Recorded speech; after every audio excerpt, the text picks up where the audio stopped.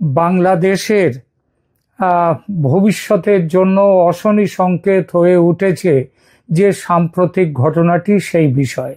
হঠাৎ কেন পরিস্থিতি এমন হলো আপনারা জানেন। অপরাধ ট্রাইব্যুনালের সেনা অফিসারদের বিচার করা নিয়ে এই পরিস্থিতি। রাষ্ট্রপতি শাহাবুদ্দিন চুপ্পু অর্ডিন্যান্স বা অধ্যাদেশ জারি করে আন্তর্জাতিক অপরাধ ট্রাইব্যুনালে 25 জন প্রাক্তন ও বর্তমান সেনা অফিসারের বিরুদ্ধে অভিযোগ গঠন করার স্বীকৃতি দিয়েছেন। তাদের বিচার করার স্বীকৃতি দেওয়ার ফলে পরিস্থিতির এই অবনতি। বিচারে তারা দোষী সাব্যস্ত হবেন কিনা সেটা পরের ব্যাপার। আপাতত যেটা হবে সেটা হলো যারা এখনো কর্মরত তাদের চাকরি চলে যাবে এই মুহূর্তে, এবং যারা অবসর নিয়েছেন তাদের পেনশন সমেত সমস্ত অবসরকালীন সুবিধা বন্ধ হবে। বাংলাদেশের ইতিহাসে এই প্রথমবারের মতো কর্মরত সেনা অফিসারদের একটি বেসামরিক আদালতে মানবতা বিরোধী অপরাধের জন্য অভিযুক্ত করা হয়েছে। এই অভিযোগের মধ্যে রয়েছে জোর করে গুম করা, গোপন আটক এবং নির্যাতনের অভিযোগ। এখন স্পষ্ট হয়ে গেছে যে সরকারের এই সিদ্ধান্ত সেনাবাহিনীতে বিভাজন আরও চওড়া করেছে এবং সেনার অভ্যন্তরীণ গোষ্ঠীদ্বন্দ্ব যা এতকাল বারুদের স্তূপ হয়েছিল তাতে অগ্নিসংযোগ করেছে এই ঘটনা। বিস্ফোরণ এখন কেবল সময়ের অপেক্ষা, আর সেই বিস্ফোরণের একটা ঝলক সেটা দেখা গেছে 10 অক্টোবর রাতে ঢাকায় সেনাপ্রধান জেনারেল ওয়াকারুজ্জামানের কাছে দুটি পৃথক সেনা দল হাজির হয়েছিল গত রাতে, পরস্পর বিরোধী দাবি নিয়ে আলাদা ভাবে। প্রথম দলটি, যারা পাকিস্তানপন্থী বা জামায়াতপন্থী হিসেবে পরিচিত, তাদের ছিল। এরা একই সঙ্গে বর্তমান সরকারের সমর্থক।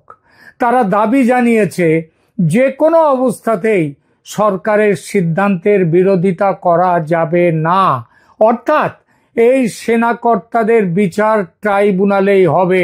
সেনাপ্রধানকে তারা হুঁশিয়ারি দিয়েছেন যেন এর বিরোধিতা তিনি না করেন।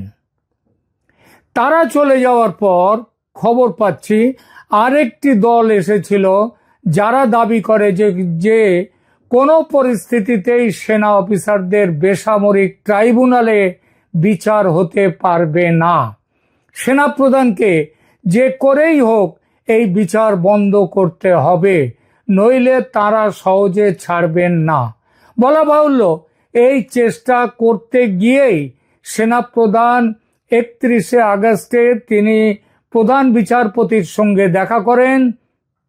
তারপর প্রধান উপদেষ্টা এবং রাষ্ট্রপতির সঙ্গে দেখা করেন। বিষয় এই একই বিষয়, এই সেনাকর্মীদের বিচার করা ট্রাইব্যুনালে চলবে না। আমি এই নিয়ে আগে একটি ভিডিও করেছি, কারো চাইলে দেখে নিতে পারেন। বর্তমানে বাংলাদেশ সেনাবাহিনীতে 3টি প্রধান শক্তি কেন্দ্র তৈরি হয়েছে। প্রথমটি সেনাপ্রধান জেনারেল ওয়াকারুজ্জামানের নেতৃত্বে, দ্বিতীয়টি লেফটেন্যান্ট জেনারেল মোহাম্মদ শাহিনুল হকের নেতৃত্বে, যারা আওয়ামী লীগ ঘেঁষা বলে পরিচিত, এবং তৃতীয়টি লেফটেন্যান্ট জেনারেল মোহাম্মদ ফয়জুর রহমানের নেতৃত্বাধীন ইসলামপন্থী গ্রুপ বা পাকিস্তানপন্থী গ্রুপ। এরা পাকিস্তানি প্রভাব এবং আইএসআই এর সঙ্গে গভীরভাবে সম্পৃক্ত।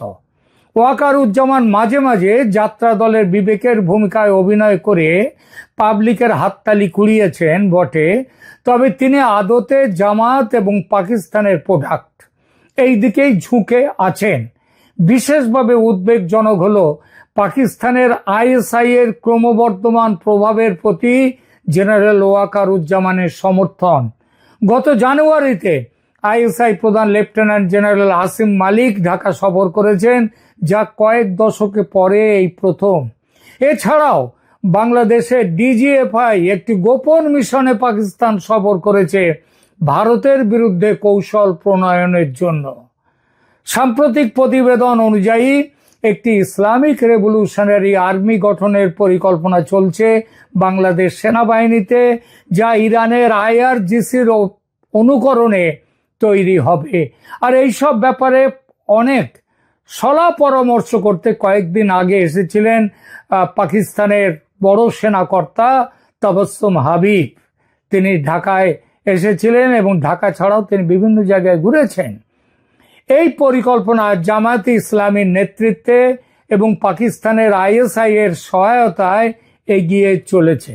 ওয়াকারুজ্জামান প্রকাশ্যে এইসব নিয়ে কিছু বলেন না বটে, তবে তার ওই মৌনং সম্মতি লক্ষণং এই ভূমিকা জানতে কারো বাকি নেই। তিনি দেশের সেনা প্রধান এবং এই সরকার ক্ষমতায় এসেছে তার দৌলতে। তিনি যখন বলেছিলেন সেনাকে বন্দুক নামিয়ে রাখতে, তার দৌলতেই তো এসছে। তিনি কিন্তু এসব ব্যাপারে কিচ্ছু বলেন না, তিনি মৌন থাকেন। পাকিস্তানের যারাই আসছে ঘুরে যাচ্ছে, এরা যাচ্ছে ওরা যাচ্ছে, তুর্কি থেকে আসছে, তিনি সামনে থাকছেন না কিন্তু পেছনে ঠিক আছেন। ফলত সেনাপ্রধান জেনারেল ওয়াকারুজ্জামান এখন একটি অত্যন্ত কঠিন পরিস্থিতির মুখোমুখি। তিনি পেশাদার এবং রাজনীতিমুক্ত একটি সেনাবাহিনী গড়ার ব্যাপারে মুখে অনেক কথা বলেন, যেসব কথা বলেন সেগুলো তার ভান মাত্র। তিনি বারবার বলেন যে সেনাবাহিনী রাজনীতিতে জড়াবে না, অথচ শেখ হাসিনা সরকারের পতনে তার ভূমিকা ছিল চরম রাজনৈতিক। ডিসেম্বরের মধ্যে নির্বাচন করতে হবে বলে তার হুঙ্কার, এটা যে গ্যালারি শো, এটা লোককে বোঝাবার জন্য যে শোটা দেয়া হচ্ছে, এটা কিন্তু স্পষ্ট হচ্ছে দিনকে দিন। সরকার এখনো অবধি ঘোষণা দেয়নি নির্বাচনের, কিন্তু তার জন্য ওয়াকারুজ্জামান কি সরকারকে কোনো আলটিমেটাম দিয়েছেন? তিনি বলেছিলেন বটে যে ডিসেম্বরের মধ্যে ভোট করতে হবে, কিন্তু প্রশ্নটা সেখানে নয়। প্রশ্নটা হচ্ছে যে তারপরে যখন তিনি ফেব্রুয়ারির নির্বাচনের ঘোষণাও পর্যন্ত এটা মৌখিকভাবে দিয়ে বুড়ি ছুঁয়ে রাখার মতো দিয়েছেন, তারপর আর কিছু বললেননি, চুপচাপ আছেন। এর প্রেক্ষিতে ওয়াকারুজ্জামান কি নতুন করে কোনো হুঙ্কার দিয়েছেন, কিছু বলেছেন, কোনো আলটিমেটাম দিয়েছেন? না, একদম চুপ তিনি। এর মধ্যে ক্রমবর্ধমান ইসলামপন্থী এবং পাকিস্তানপন্থী অংশের চাপ বাড়ছে। এই চাপ বাড়ছে লেফটেন্যান্ট জেনারেল মোহাম্মদ ফয়জুর রহমান, যিনি কোয়ার্টার মাস্টার জেনারেল হিসেবে দায়িত্ব পালন করছেন, তিনি পাকিস্তানের ISI এর সাথে ঘনিষ্ঠ সম্পর্ক রাখেন। একটা সময় ফয়জুর রহমানকে নজরবন্দি করা হয়েছে বলে খবর রটানো হয়েছিল। সেটা বিশেষ উদ্দেশ্যেই রটানো হয়েছিল। দুজনের যে লড়াই, অর্থাৎ ওয়াকারুজ্জামান বনাম ফয়জুর রহমান, এর সমস্তটাই হচ্ছে ছায়া যুদ্ধ, সত্যিকার যুদ্ধ নয়। সুকুমার রায়ের কবিতার মতো ছড়ার মতো ছায়ার সঙ্গে কুস্তি করে গাত্রে ব্যথা হওয়ার মতো ব্যাপার। ইউনূসের উপর জামায়াতে ইসলামীর প্রভাব এই সরকার গঠনের আগে থেকেই, কারণ হাসিনা পতনের ষড়যন্ত্রে ইউনূস ছিলেন জামায়াতের সহযোদ্ধা এবং তিনি ক্রমশ ইসলামপন্থী নীতির দিকে ঝুঁকে পড়ছেন। এই পরিস্থিতিতে সেনাপ্রধান বর্তমানে একটি দ্বিধার মধ্যে পড়েছেন। দ্বিধাটা কি? যে তার আসল চরিত্রটা এবার লোকের সামনে প্রকাশ হয়ে যাবে। কারণ এখন যা পরিস্থিতি, তাতে দু নৌকোয় পা রেখে চলা আর সম্ভব নয় তার পক্ষে। রাষ্ট্রপতি মোহাম্মদ শাহাবুদ্দিন চুপ্পুর ভূমিকা প্রশ্নের মুখে উঠতে শুরু হয়েছে এখন, এবং সেটা আমি যথেষ্ট তার উদাহরণ দিয়েছি। গত পরশুদিন ভিডিওটা দিয়েছি, দয়া করে দেখে নেবেন। রাষ্ট্রপতি চুপ্পু যে আদৌ ধোয়া তুলসী পাতা নন, তিনিও যে এর মধ্যেই ষড়যন্ত্রের মধ্যে আছেন, সেটা আমি স্পষ্ট করেছি। কিন্তু মানুষ জেনারেল ওয়াকারকে সন্দেহের চোখে দেখা শুরু করেছে কিছু আগে থেকে, মুখ্যত গোপালগঞ্জের ঘটনার পর থেকে। রাষ্ট্রপতি শাহাবুদ্দিন যদি নিরপেক্ষ হতেন, যদি তার মধ্যে আইনি জ্ঞান ছাড়িয়ে ব্যক্তিগত ফায়দা লোটার চেষ্টা প্রবলতর না হতো, যদি শেখ হাসিনার সঙ্গে তার মতবিরোধ শত্রুতার পর্যায়ে না যেত, তাহলে এ ধরনের বেআইনি ও অসাংবিধানিক সমস্ত অধ্যাদেশ, অর্ডিন্যান্স জারি করে দেশের মধ্যে এই বিপজ্জনক পরিস্থিতি তিনি তৈরি করতেন না। কিন্তু ফেলে দেওয়া থুতু যেমন গিলে ফেলা যায় না, ছুঁড়ে দেয়া তীর যেমন ফিরিয়ে নেওয়া যায় না, তেমনি জারি করা অধ্যাদেশ ফিরিয়ে নেওয়া সম্ভব নয় শাহাবুদ্দিন চুপ্পুর পক্ষে। আর সেটা ফিরিয়ে নিতে বা অকার্যকর করার সিদ্ধান্ত নেবেও না সরকার। সুতরাং সেনার মধ্যে সংঘর্ষ অনিবার্য। ওয়াকার যেহেতু সেনা প্রধান, সুতরাং আর দু নৌকায় পা রেখে চলা যাবে না তার। এবার একটা স্পষ্ট নির্দিষ্ট পথ তাকে নিতেই হবে। এই নতুন পরিস্থিতি খুব স্বাভাবিকভাবেই নজরে রেখেছে ভারত। ভারত সরকারিভাবে এখনো কোনো প্রতিক্রিয়া দেয়নি এবং দেওয়ার কথাও নয়। তবে ঘটনা পরম্পরার ওপর যে কড়া নজর রেখেছে সেটা বোঝা যাচ্ছে। এই পরিস্থিতিতে ভারত তার সীমান্ত নিরাপত্তা আরো কড়া করেছে। সীমান্তে মাইন পোতা হয়েছে এবং হচ্ছে বহু জায়গায়। খবর যাচ্ছে যে কয়েকজন বাংলাদেশি নাগরিক সীমান্ত পার হতে গিয়ে মাইন বিস্ফোরণে প্রাণ হারিয়েছেন। কিন্তু তার চেয়ে বড় খবর, শেখ হাসিনার সাথে ভারতের জাতীয় নিরাপত্তা উপদেষ্টা অজিত ডোভাল এবং পররাষ্ট্রমন্ত্রী এস জয়শঙ্করের মধ্যে একটি জরুরি বৈঠক হয়েছে। সেই খবরটি দেব এখন।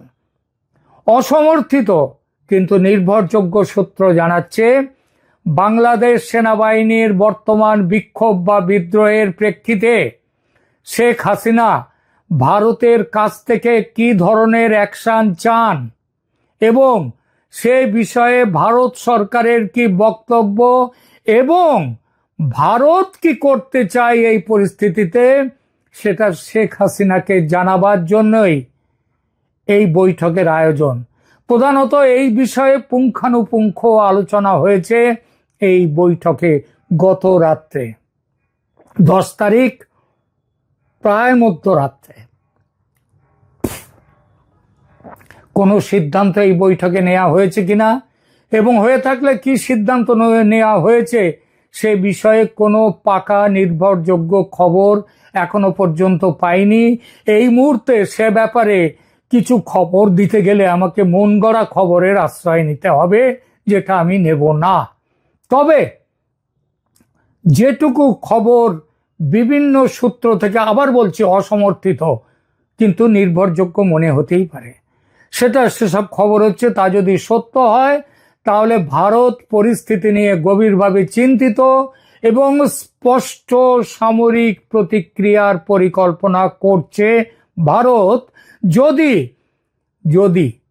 যদি ওয়াকারুজ্জামান পরিস্থিতি সামাল দিতে ব্যর্থ হন এবং তার পরিণতিতে বাংলা সেনার মধ্যে প্রত্যক্ষ গোষ্ঠী সংঘর্ষ যদি বাধে, সেরকম হলে সংঘর্ষ যে শুধু ক্যান্টনমেন্টের মধ্যে আবদ্ধ থাকবে না, ছড়িয়ে পড়বে যে দেশ জুড়ে বলাই বাহুল্য।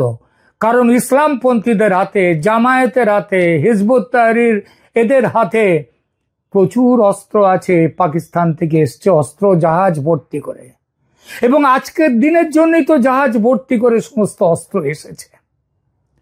যদি পরিস্থিতির আরো অবনতি হয় এবং বেসামরিক সরকার ব্যর্থ হয় পরিস্থিতি সামাল দিতে তো ব্যর্থ হচ্ছেই, সুতরাং তাদের সার্থক হওয়ার কোনো সম্ভাবনাই নেই, তাহলে সেই পরিস্থিতিতে কি হতে পারে?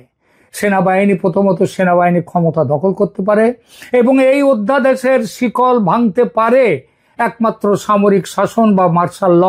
তারা ক্ষমতায় এসে এই যে অধ্যাদেশ সেটাকে বাতিল করে দিয়ে মার্শাল ল জারি করতে পারে। তা সে মার্শাল ল জেনারেল ওয়াকারুজ্জামান জারি করবেন, নাকি লেফটেন্যান্ট জেনারেল মোহাম্মদ সাইনুল হক জারি করবেন, নাকি লেফটেন্যান্ট জেনারেল মোহাম্মদ ফয়জুর রহমান জারি করবেন? সেটা নির্ভর করবে কার শক্তি কেমন তার ওপর। বলা বাহুল্য, পাকিস্তানের সমর্থন থাকবে ফয়জুর রহমানের ওপর, ইসলামপন্থীদের সমর্থন থাকবে ফয়জুর রহমানের ওপর, আর ভারতের সমর্থন থাকবে মোহাম্মদ সাইনুল হকের দিকে, এবং মোহাম্মদ সাইনুল হকের দিকে সমর্থন থাকবে আওয়ামী লীগের মাঠের কর্মীদের। কিন্তু তারা তো নিরস্ত্র, তাদের কাছে তো শুধু লাঠি আর কিছু অন্যান্য সাধারণ অস্ত্র ছাড়া তো কিছু নেই। সেই মুহূর্তে ভারতের ভূমিকা হবে ৭১-এর মুক্তিযুদ্ধের সময় যেভাবে মুক্তিযোদ্ধাদের অস্ত্র সমন্বিত করেছিল ভারত, তার ঠিক সেরকম। তবে প্রতিবেশী দেশ আর পাকিস্তান, তারা সমর্থন করবে এক পক্ষকে, ভারত সমর্থন করবে আর এক পক্ষকে। কিন্তু প্রতিবেশী দেশ হওয়ার সুবাদে এবং বেশি শক্তিধর দেশ হওয়ার সুবাদে ভারতের সমর্থন যে অনেক বেশি কার্যকর হবে পাকিস্তানের চেয়ে, সেটা বলা বাহুল্য। এবং সেই গৃহযুদ্ধের পরিণতি যে আওয়ামী লীগপন্থী শাহিনুল হক বা যদি জেনারেল ওয়াকারুজ্জামান যদি তিনি নির্দিষ্ট পথ অনুসরণ করে এই পক্ষে আসেন, শাহিনুল হকের পক্ষে আসেন, ইসলাম বিরোধীদের বিরুদ্ধে আসেন, তাহলে তার পক্ষে আসবে যে এই গৃহযুদ্ধের পরিণাম, সেটা বলেই দেয়া যায় এখন। প্রিয় দর্শক, আমার আজকের এই প্রতিবেদন ভালো লাগলে অবশ্যই লাইক দিন, কমেন্ট করুন, কমেন্ট লিখুন, সাবস্ক্রাইব করুন এবং শেয়ার করুন পরিচিতদের মধ্যে। কারণ বাংলাদেশের এই অবস্থা, এই পরিস্থিতি প্রতিটি বাংলাদেশের মানুষের জানা উচিত, তাদের সতর্ক থাকা উচিত, তাদের সমর্থন সেইভাবেই কার দিকে দেয়া হবে সেটাও ভেবে নেওয়া, স্থির করে নেওয়া, সিদ্ধান্ত নেওয়া উচিত। রাখছি, ধন্যবাদ।